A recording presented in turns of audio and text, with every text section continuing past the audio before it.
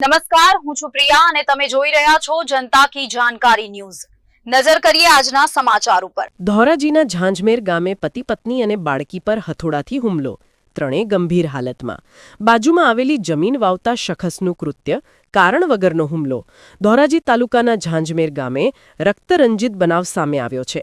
એમપીથી મજૂરી કામ માટે ઝાંઝમેરમાં આવેલા રાકેશભાઈ શિગાળા, તેમની પત્ની કાંતુબેન તથા 5 વર્ષની પુત્રી રાયકુ પોતાના ઓરડીમાં બેઠા હતા, ત્યારે અચાનક આરોપી વિજય ઓરડીમાં ઘૂસી આવ્યો। આરોપીએ પતિ પત્ની અને નાનકડી પુત્રી પર હથોડા વડે માથાના ભાગે હુમલો કર્યો હતો। હુમલા બાદ આરોપી ફરાર થઈ ગયો હતો।